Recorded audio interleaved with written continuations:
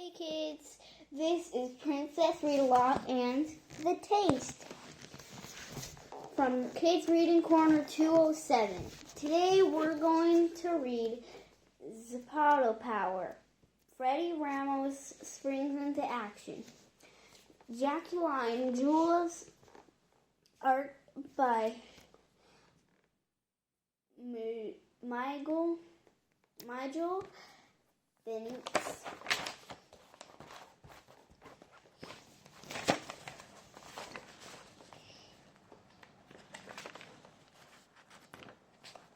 Thump, thump, thump, thump, thump, thump.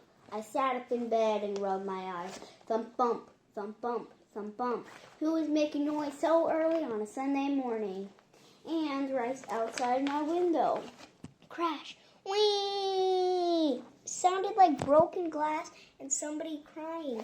I grabbed my purple sneakers. There was no time to get dressed. Somebody at Starwood Park needed my help.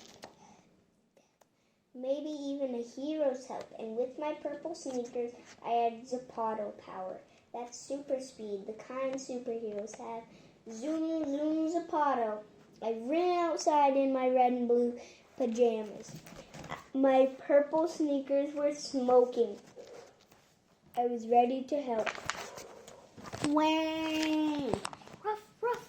Gio, my next door neighbor, cried while his little dog Puppy barked at a big hole in Miss Tran's window. Did you break that window? I asked Gio. My ball broke it when I bounced it on the wall. Puppy agreed. Ruff, ruff. Gio is 5. He only goes to kindergarten in the morning. He hasn't had time to learn a lot of things, like how neighbors don't like basketballs crashing into their apartments. Watch out, I shouted. Miss Tran hollered something in a language we didn't understand and threw Gio's basketball out of the hole in her window.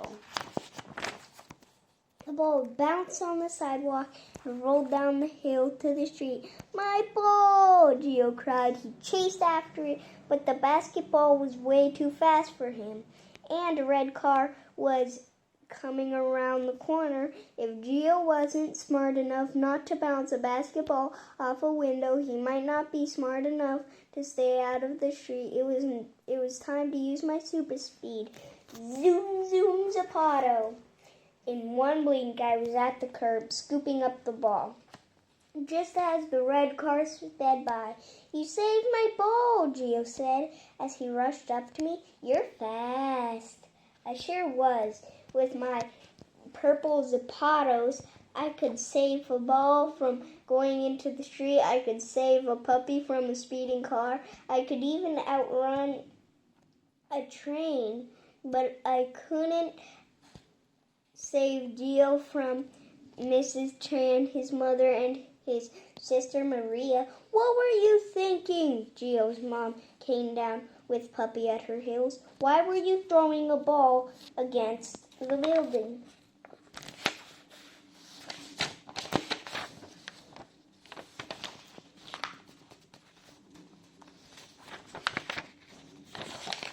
"Who's going to fix my window?" Miss Tran asked. "You're in trouble now," Maria said. "I'm sorry," Gio cried. "Lo siento." "Ruff, ruff," Puppy said. Everybody was barking, crying, or asking questions. I used my Zapato Power to get out of there fast. Zoom, zoom, Zapato. In half a blink, I was at Mr. Vaslov's tool shed. He takes care of Starwood Park. If something's broken, Mr. Vaslov is the guy to fix it. "Freddie!" I knocked on the door. "Freddie!" Mr. Vaslov said. "Why?" When he saw me. What are you doing in your pajamas?" I looked down at my blue and red striped pajama pants. "Superheroes don't always have time to get dressed," I said. Mr. Vaslov smiled and waved me inside his tool shed with a screwdriver. I looked around at all the tools and cut up computers. Mr. Vasilov does more than take care of Starwood Park. He invents things like special shoes that go 90 miles an hour. I have Zapato Power because of Mr. Vasilov. So what's your problem? Mr. Vasilov asked. I told him about Geo and Mrs. Tran's window. He picked up a broom and started out the door. Time for some cleanup, he said. Do you need help? I asked. Mr. Vasilov pushed back his bushy gray hair. Sounds like everybody's pretty upset. I'd stay out the way for a while if I were you. Then we heard the metro train rumble on its overhead track in the back of the building. My feet started to tingle in my sneakers. I waved at Mr. Vasilov, then I took off. Zoom, zoom, Zapato, a softer ball. The metro train goes right by Starwood Park. I've been racing it since I've moved here just for fun. But when Mr. Vasilov gave me my purple Zapatos, it got a lot more interesting. Zoom, zoom, Zapato. I ran beside the overhead train. Smoke swirled around me as my legs spun faster and faster. The wind whooshed against my face so hard I had to blink my eyes. Rapido! I zipped past the train, flying on the ground.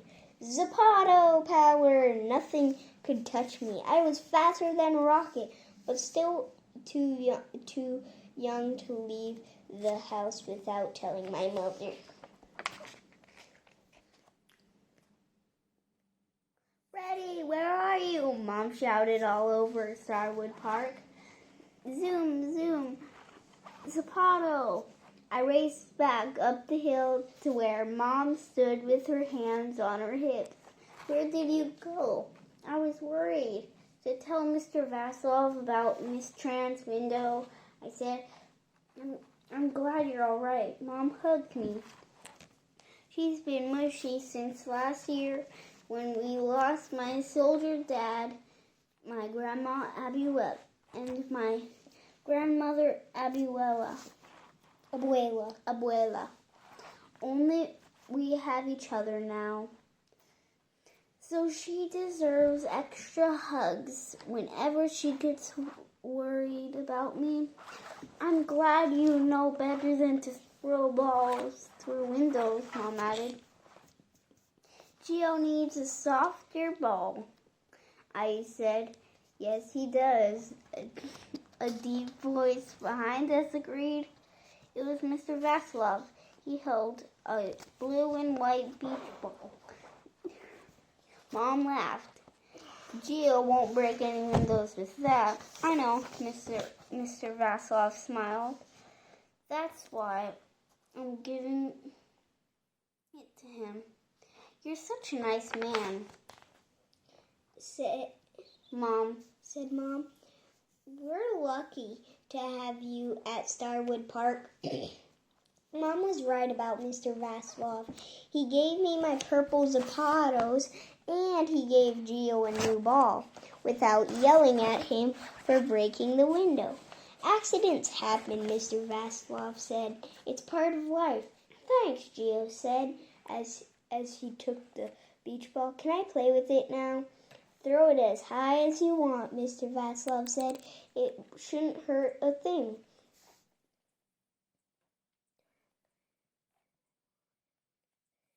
We all stood watching Geo toss the ball for a few minutes. Then Mom put her hand on my shoulder. Freddie, do you know you're still wearing pajamas? 3. An off switch. The rest of my Sunday wasn't too exciting. We didn't have anything to do except clean the house. I really missed my Abuela. On Sundays, when she was alive, we went over to her house for dinner. Now Mom and I usually clean Claude II's cage. Cleaning guinea pig poop is just not as much fun as eating tamales. And Mom gets cranky when Claude II waddles off his newspaper, leaves tiny presents on the carpet. Get the vacuum cleaner, Mom ordered, scooping up my guinea pig. I rush down the hall, forgetting all about the smoke that comes out of my purple Zapatos every time I run. Thanks, Mom said, handing me Claude II so she could take the vacuum. You were so fast you were smoking. Luckily, Mom cared more about cleaning up Claude II's poop than why I could run so fast. She didn't know about my Zapato Power. Mom already worried enough knowing I had super speed and was trying to be a superhero wouldn't make her feel any better.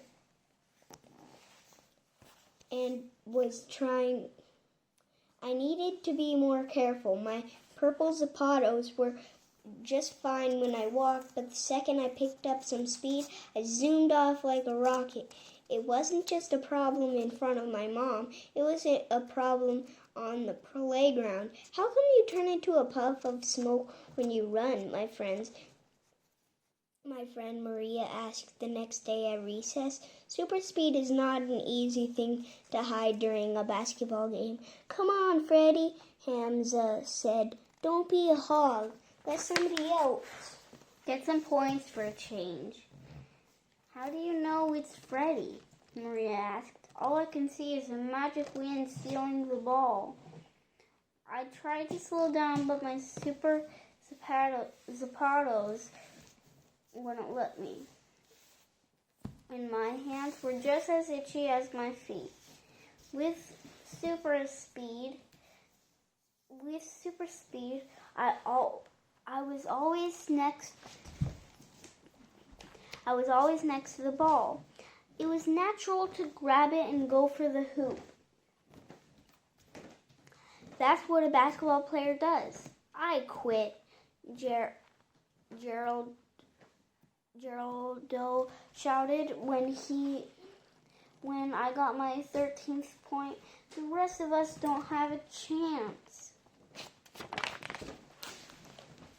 PE wasn't any better than recess. That day, Mr. Gooley, our gym teacher, took us outside to practice the 50-yard dash. Freddie, Mr. Gooley hollered, you can't run across the field before I blow the whistle. It's not fair. Zapato Power was the best thing on earth when I was alone. But when I was with my friends, it felt like cheating. What's wrong, Freddie? Mr. Vaslov asked me after school on Monday. You've lost your superhero smile. We sat down on the step of his tool shed. Mr. Vaslov listened carefully as I explained the problem. Your shoes need an on and off switch. Mr. Vaslov patted my shoulder. That's a great idea. Mr. Vaslov stroked his chin, thinking, now's the time to add some improvements. While I'm still developing and testing the shoes and trying to make a second pair, I added. Right again, Freddie, Mr. Vaslov chuckled. I still haven't figured out how to make any inventions work for anybody but you. But what about controls? Do you think you can make them? I asked. Mr. Vaslov leaned down and touched the silver wings on the sides of my shoes. His face looked like my mom's when she's trying to decide she can buy new clothes for me. Give me a few days to come up with something, Freddie. I'll do the best I can. 4. Inventions take time. I'm not the most patient guy. Every afternoon I knocked on Mr. Vaslov's tool shed. He opened the door halfway to talk to me. Are you finished yet? Not yet, Mr. Vaslov answered, but I have a great idea. What? I asked. A wristband with a button that you can press. Sounds great. When will it be ready? Inventions take time, Freddie. Mr. Vaslov gently closed the door. The days went by slowly. I got tired of watching my friends play basketball at recess while I pretended to have a sore ankle. And Mr. Gooley got tired of my excuses and why I couldn't run during PE. What hurts today, Freddie? Mr. Gooley asked when I came up to him holding my hand over my left ear. Mr. Gooley let me sit on the bench again, but I could tell he was getting suspicious. I didn't have any body part left to complain about. Keeping my super speed a secret was taking a lot of brain work. It's not easy to come up with good excuses. Mr. Vaslov, I knocked on the tool shed door a week later. Is my On and off switch working yet?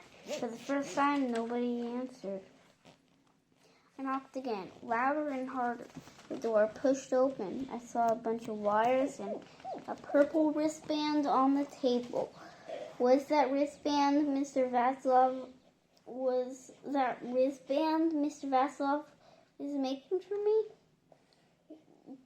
I stood outside the tool shed for a few minutes debating if I should go inside when Mr. Vaslov wasn't there. Then I heard crying. Wah! Who was in trouble? From the moment I got my purple Zapatos, I've been watching out for chances to be a hero. Once I saved Gio's puppy from a speeding car. Then I saved his basketball too. After Miss Tran threw it out the window. But being a superhero meant helping people all the time. Wah! The sound was behind me.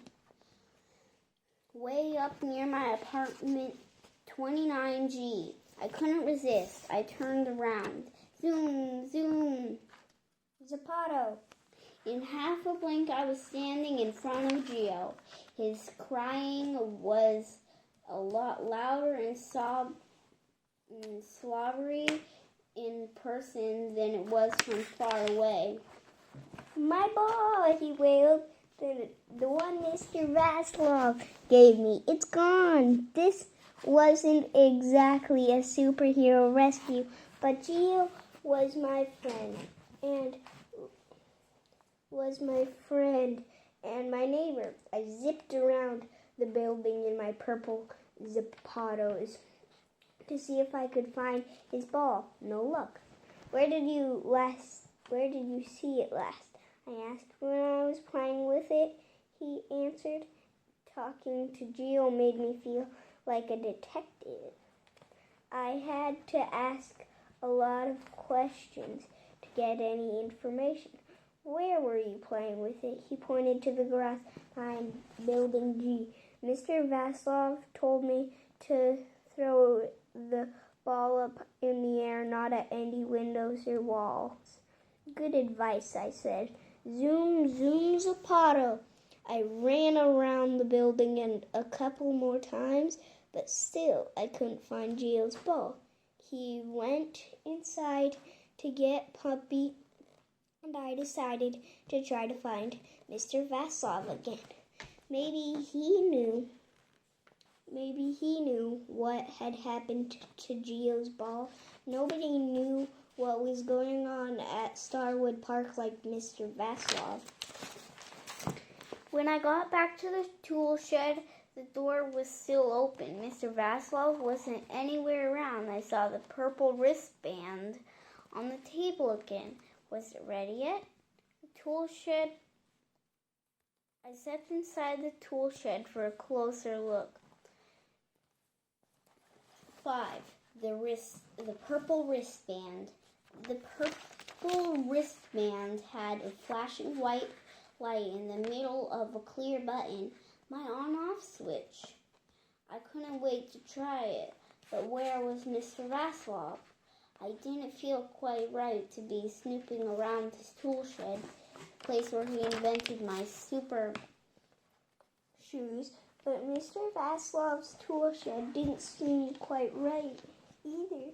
Stuff was blinking, beeping, and talking. Two computers had little white letters running across the screen. Some kind of radio was making noise every couple of seconds, and a little TV set on a top shelf was playing a news show. My mom always makes me turn off everything before I leave 29G unless we're planning to come right back. She also makes me eat my food before I leave the house. There was an uneaten peanut butter sandwich with a glass of milk on the table. Mr. Vaslov had to be coming back soon. About 10 minutes went by, but Mr. Vaslov still didn't show up. It was hard to stay and it was hard to go.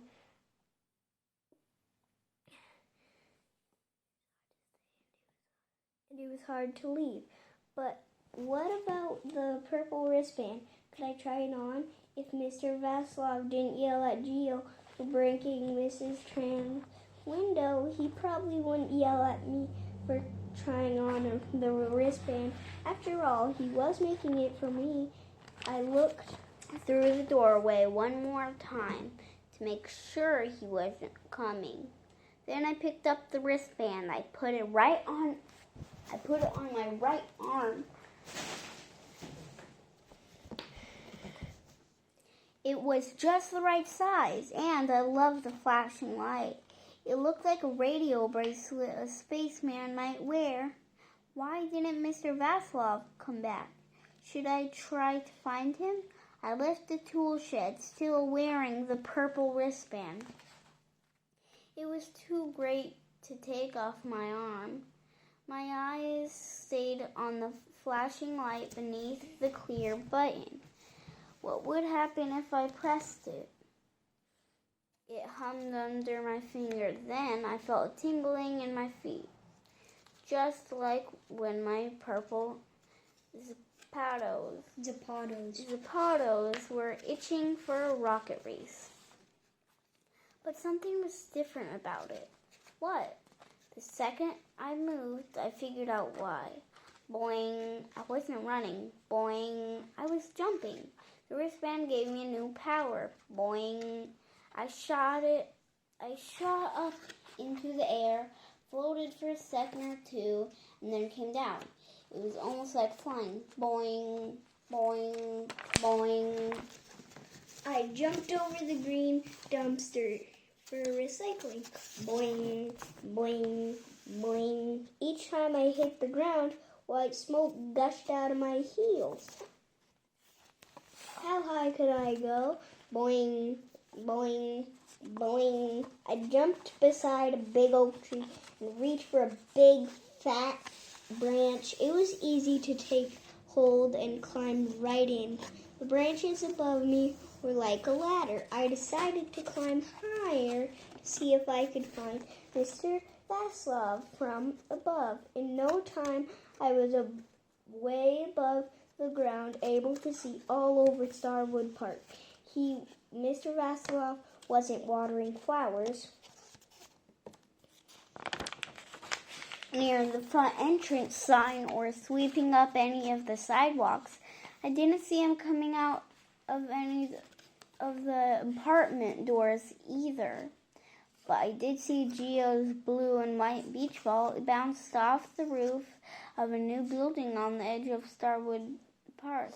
That building was just finished and didn't have people moved in yet. What was Gio's ball doing all the way over there? Are you stuck? 6. As I watched Gio's ball bounce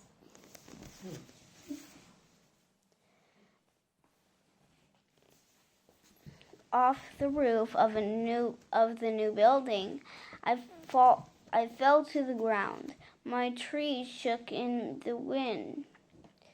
It jiggled my brain, and I figured something out. The wind must have taken Geo's beach ball.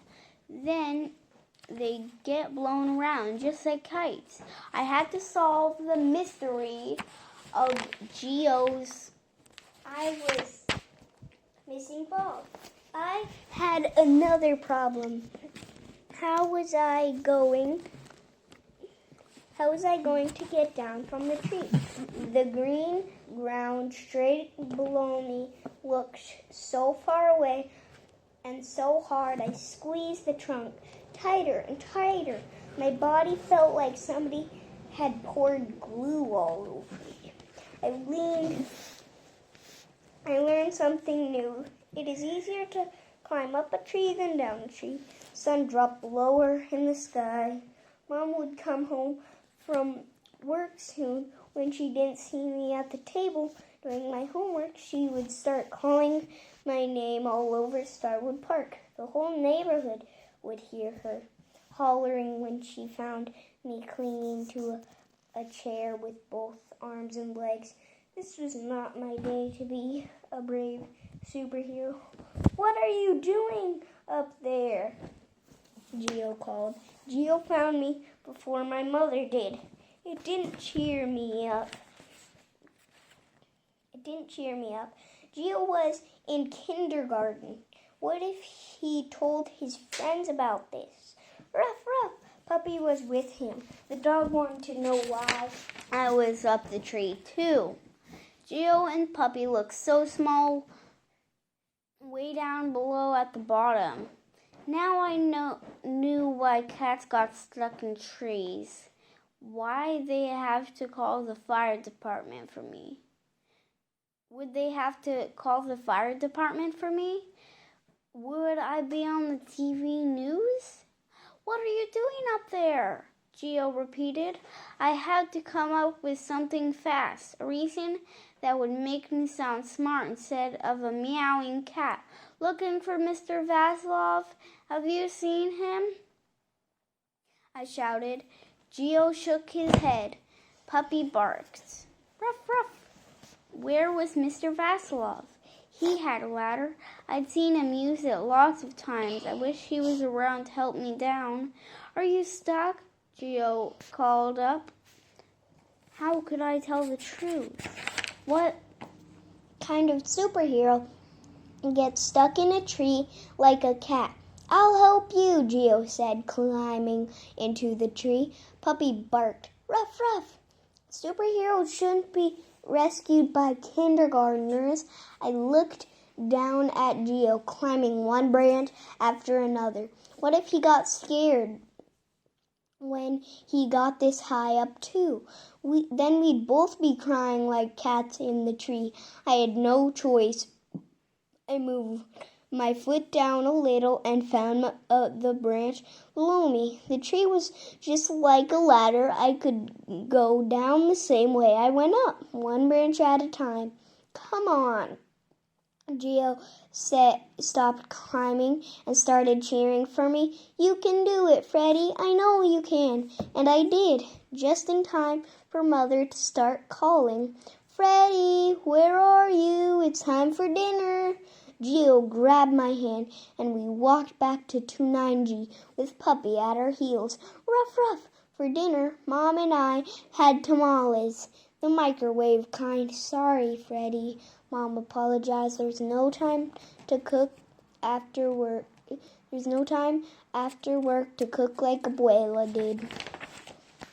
Her tamales were good, I agreed, but these are just fine. No, Mom shook her head, wiggling her gold hoop ears. No box is as good as Abuela's cooking. On Sundays, Abuela made all my favorites, like papas stuffed with cheese, refried beans, and yuca. I miss arroz con leche, rice pudding, the most because the kind that comes in plastic cups doesn't taste very good. Abuela died 6 months after my soldier dad. It was really hard to have 2 funerals in 1 year. That was before we moved to Starwood Park, before my mom learned how to smile again. How about a popsicle for dessert? Mom asked, getting up from the table. On weekends, all our food comes from the freezer or the delivery man. Sure, I said. Do you have red ones? We ate our popsicles on the front step. It was a nice night with lots of stars. How much homework do you have? Mom asked. Not much. I took another lick of my popsicle. How much is not much? Mom raised her eyebrows. She was serious about school. Her plan was to save all her money and send me to college one day. Before I could say I only had a few math problems and some social study reading, Mom's cell phone jiggled with music. Hola, she put her finger on the other ear so she could hear better. Hello, you want to speak to who? Freddie? Who is it? I asked, gulping down my last bite of popsicle. Mr. Vaslov, Mom said. Her voice sounded puzzled. He said your name and then the phone went dead. A superhero with a mom. Mr. Vaslov! I stood up and shouted. I tried to find him all day. I wonder what he wants, Mom said. That's when my face heated up. He was calling about the purple wristband. Mr. Vaslov must have been wondering where it was. I hoped he wasn't angry with me. I shouldn't have taken it without asking. I needed to apologize. You look worried, Freddie, Mom said. Is anything wrong? I'm not sure, I said, but I'd like to talk to Mr. Vaslov. It's still early, Mom said. Let's go over to his place and see if he's there. Good idea. I'd always wanted to see inside Mr. Vaslov's apartment. I wondered if he had cut up computers and tools in there too. We walked over to 10B where Mr. Vaslov lived and rang the doorbell 3 times. No one answered. Let's try the tool shed, I said. The door was halfway open, just like I'd left it, and the computers were still blinking, the radio was still beeping, and the TV was still on. But no Mr. Vaslov. That's a little strange, Mom said, peeking inside. He left all the lights on and the glass of milk. The peanut butter sandwich was still there, too. Why didn't Mr. Vaslov come back to eat his food? Where else could we look? I asked. Nowhere, Mom said. You have homework in school tomorrow. But I need to talk to Mr. Vaslov in the morning, Mom said, taking my shoulders and turning me around toward 29G. I was worried about Mr. Vaslov. He had never been missing this long. But superheroes with moms like mine can't go out by themselves after dark. All I could do was set my alarm for 6 a.m. As soon as I heard it ring, I jumped out of bed and put on my super zapatos. Then I took off and got dressed. I didn't want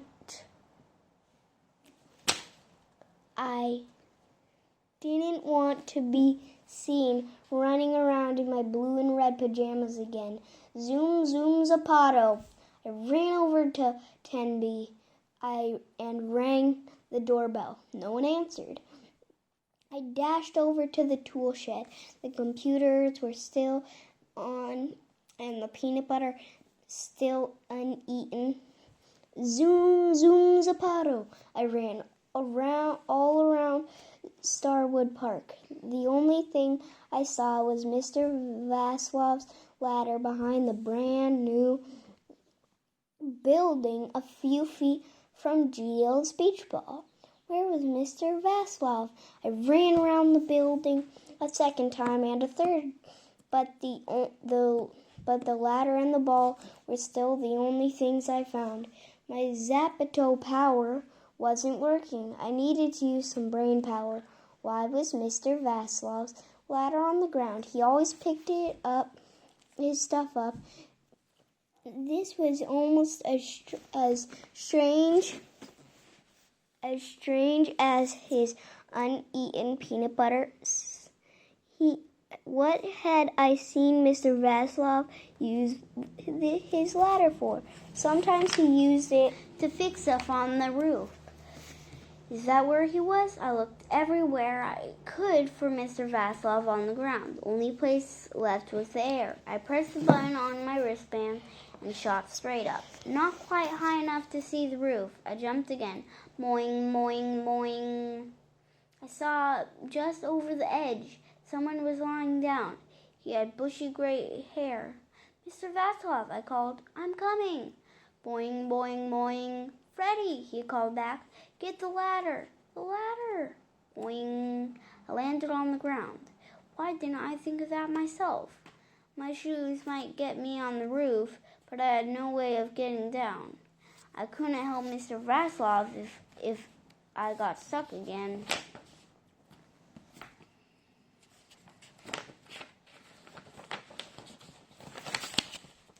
The ladder was big. I got Mom to help me. Together we leaned it against the gutter and climbed up to Mr. Vaslov. Then Mom called an ambulance. It came right away. My ankle hurts, Mr. Vaslov groaned. It might be broken, ambulance man said, and you have a bump on your head.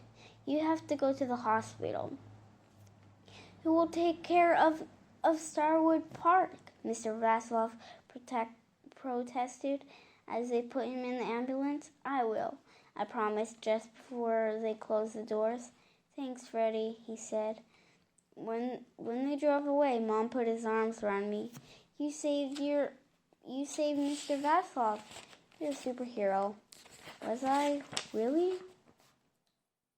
An extra button, Chapter 8.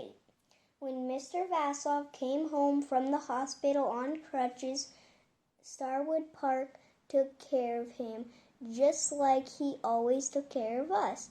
Mrs. Chan checked on him every morning to make sure he was leaning back in his easy chair, pressing the buttons on the TV remote, and not running around Starwood Park trying to fix things. Gio and Maria brought him lunch in the afternoon, and my mom brought him dinner. Sorry, these burritos are from a microwave box, Mom said. On Sunday, I'll cook you something from scratch. No need, Mrs. Ramos, he said.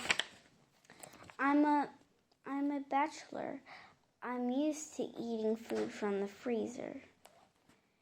We all laughed, then we got busy eating. After dinner, we found out why Mr. Vaslov was on the roof. I heard Gio crying, then I saw his ball blown away by the wind.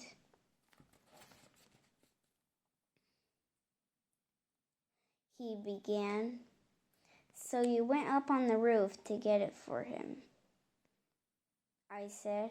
Yes, Mr. Vaslov continued, but when I got up there, the ball rolled away from me. I slipped and knocked the ladder down.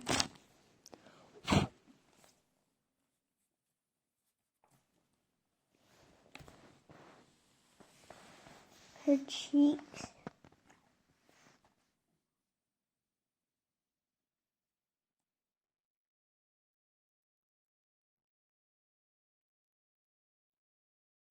Oh no! Mom put her hands on her cheeks. That's why you called me. Right, Mr. Vaslov said. We couldn't talk because my phone was dead.